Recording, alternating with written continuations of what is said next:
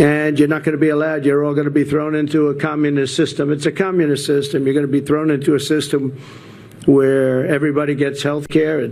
Well, there goes Donald Trump. I guess it's a communist system if everybody should get health care. I guess not all Americans deserve health care. Kamala Harris is so terrible, y'all. She's a monster. She wants to give everybody health care.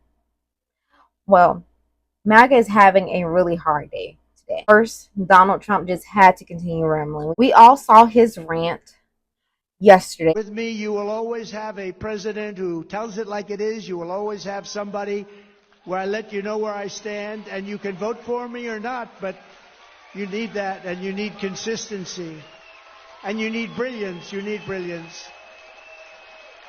She is not a brilliant person. She is not a smart person. She is not very smart. And I guess today he decided to give us an arm. She's trying to blame Biden, as you know. So it was Biden, but I'm going to do a better job. But it was her. And if she wants to do a better job, she's still got 5 months left, right? But she can't do a better job because she doesn't know how to.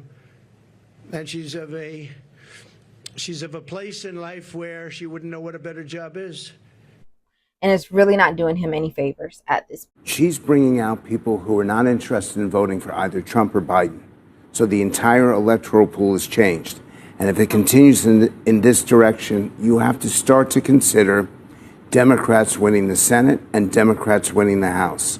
The actual people who are participating, she's got intensity now. She's got an intensity advantage. She's got a demographic advantage. And I haven't seen anything like this happen in 30 days in my lifetime. How big is that marginal extra voter that she's bringing in? I mean, how much does that change the pool? 1%, maybe 2%. That's it.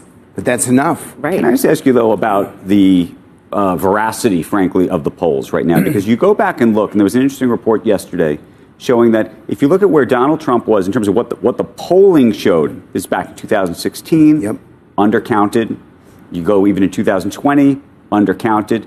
And so, you start to think about the, margin of error situation where maybe she's up, 1 or 2%. But, is the Trump vote fully counted? That was Frank Luntz. He's a Republican strategist. And he's making a very important point. Donald Trump is turning off very important voters. He's turning off people that are double haters. So when you have double haters, they're going to go towards Harris. Not to mention he is continuing to offend women. And also has his vice presidential pick, which we all know that he is very much disliking at this moment, coming in and hurting his net favorability rating. So as we can see on here, JD Vance is more unfavorable than Sarah Palin. This is from ABC News. Let's go right here. So JD Vance is unfavorable by 42.4%. Now, we will point out that vice presidential picks don't always make a huge wave in the election, but we are in different times now is what I would say. Especially if you look on TikTok, you look on social media, JD Vance has been offending women almost every single day. Well, I don't know. And the evidence on this, by the way, is like super clear. That's the whole purpose of the post-menopausal female in theory. Did your in-law born to produce children, then we stop having children, then our next stage in life is just to take care of kids? Is that our only purpose in the world, y'all? I don't believe so. And JD Vance, he is dragging down Donald Trump's ticket. Not that Donald Trump is not doing it on his own. I mean, he's literally going off on a tangent about Kamala Harris in very unfavorable ways. That's turning off women. Even Donald Trump, he's not helping himself. And white people feel this way. And now my groups are broken up by young women saying, I'm not voting for him anymore. Make no mistake, there are 3 attributes, 3 components. So you think it's a switch? It's not, because you just said, I'm not voting for them anymore. So you think they were voting for Donald Trump, and now they're voting for Harris? The people who are undecided have all collapsed towards Harris. The people who are weak Trump have all collapsed towards undecided. It's this broad shift. I'm trying to do a focus group tonight with undecided voters under the age of 27 for a major news outlet. And I can't recruit young women to this because they don't exist as undecided voters. And you shift the demographics and you shift the entire outcome. There are issues, attributes, and the conditions. He just does not have a favorable viewpoint with women at this point anymore.